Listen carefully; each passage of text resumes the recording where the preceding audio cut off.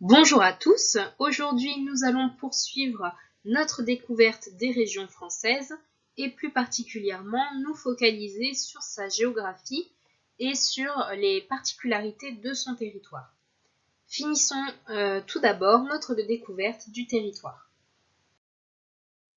Nous avons dit que la France est divisée en 18 régions, mais les régions sont elles-mêmes divisées en ce que l'on appelle les départements. En France, il y en a 101 depuis 2011 et on peut dire que le département correspond plus ou moins aux provinces italiennes. Les départements ont été créés juste après la Révolution de 1789 pour remplacer les provinces dont nous avons parlé l'autre jour. Au départ, il y en avait 83 et le nombre a évolué au fil des années et des conquêtes françaises, révolutionnaires ou napoléoniennes. Par exemple, en 1810, il y avait 130 départements et c'était le nombre maximum. Les premiers départements d'outre-mer ont été créés en 1946. Il s'agit de la Guadeloupe, de la Martinique, de la Guyane et de la Réunion, qui sont toujours départements d'outre-mer, mais également régions d'outre-mer, comme nous l'avons vu dans la première vidéo.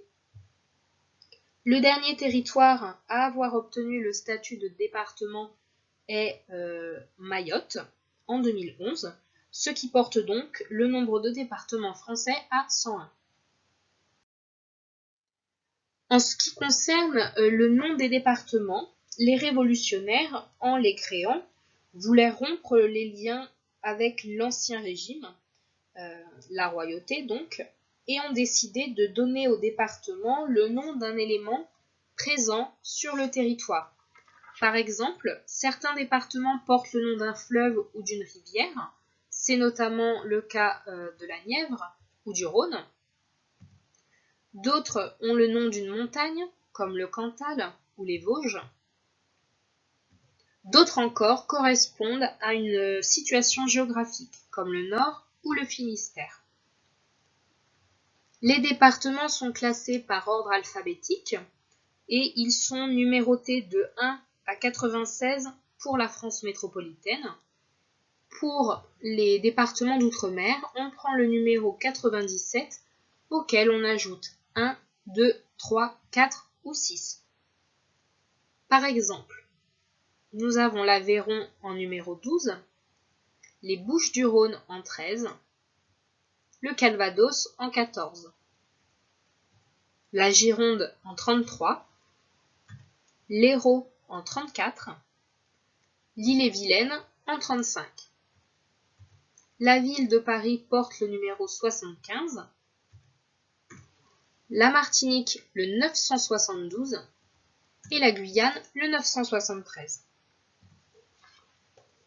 Ce numéro apparaît notamment au début des codes postaux des villes ou sur les plaques d'immatriculation des véhicules.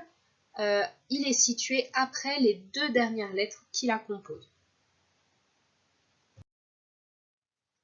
Chaque département possède ce qu'on appelle un chef-lieu ou une préfecture qui abrite le siège du pouvoir départemental. Alors, on dit que le chef-lieu a été choisi par les révolutionnaires à l'époque pour qu'on puisse la rejoindre à chaque fois à cheval en moins d'une journée selon où on habitait dans le département. Quelques exemples de chefs-lieux: Carcassonne pour le département de l'Aude, Saint-Étienne pour le département de la Loire ou Le Mans pour le département de la Sarthe. Et c'est quelque chose qui fonctionne également pour les régions. Le pouvoir décisionnel de chaque région se concentre dans une seule grande ville. En général, il s'agit d'une ville qui a un poids important historiquement ou qui a une grande densité de population. Avec la réforme de 2016, cependant, certaines villes qui étaient chefs-lieux de région ont perdu leur titre de capitale de région à cause des fusions. C'est notamment le cas de Clermont-Ferrand, de Besançon, de Metz, de Châlons-en-Champagne, d'Amiens, de Caen, de Poitiers, de Limoges et de Montpellier. Cependant, ces villes sont toutes importantes et il est utile de les connaître, notamment dans votre domaine d'études, afin de pouvoir plus tard aiguiller les touristes, peu importe votre profession. Et maintenant, un petit peu de géographie. Donc, nous avons vu comment est divisé le territoire français, quelles sont ses régions et quelques-uns de ses départements. Voyons maintenant quels éléments le constituent et certaines de ses spécificités. Alors, la France est le 3e plus grand pays d'Europe, après la Russie et l'Ukraine. Il est 2e si on prend en compte les territoires d'outre-mer. Il est largement ouvert sur la mer, puisqu'il possède 4 façades maritimes importantes, une avec la mer du Nord, une sur la Manche, une autre sur l'océan Atlantique et la dernière sur la mer Méditerranée. En ce qui concerne les frontières terrestres du pays, la France métropolitaine est frontalière de 8 pays. La Belgique, le Luxembourg, l'Allemagne, la Suisse, l'Italie, les principautés de Monaco et d'Andorre, et enfin l'Espagne. En ce qui concerne le relief français, on peut dire que la France métropolitaine dispose d'un relief qui s'organise en 2 parties distinctes. Une première partie qui est plutôt caractérisée par des plaines, des vallées et qui s'étend du nord du pays à l'ouest.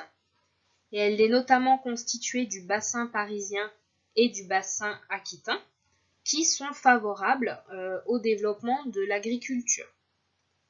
On y trouve également un massif ancien, le massif armoricain situé en Bretagne.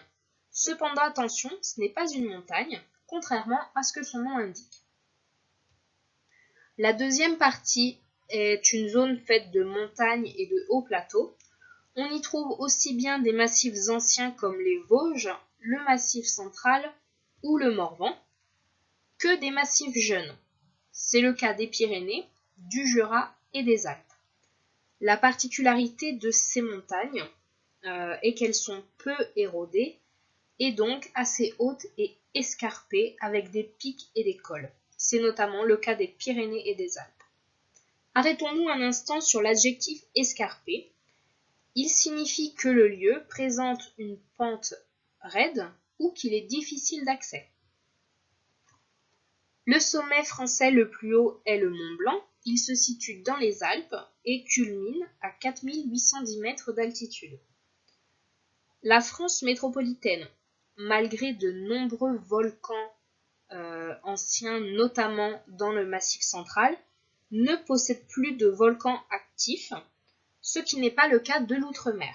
On peut ainsi trouver 3 principaux volcans encore en activité, comme la Soufrière sur l'île de la Guadeloupe, la Montagne Pelée en Martinique et le Piton de la Fournaise à La Réunion, qui est considéré comme un des volcans les plus actifs au monde. Sa dernière éruption remonte d'ailleurs à l'été 2017.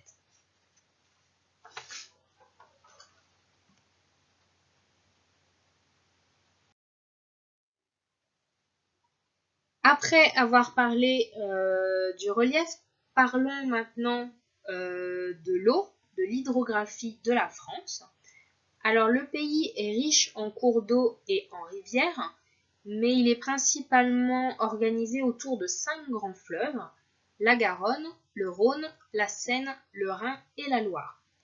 À noter que le Rhin est le seul de ces 5 fleuves qui ne se jette pas en France. Le plus long fleuve du pays est la Loire, avec ses 1012 km. Elle prend sa source au mont Gerbier de Jonc et se jette dans l'estuaire de Saint-Nazaire, en Pays de la Loire. Elle traverse pas moins de 12 départements et est un des derniers fleuves sauvages d'Europe.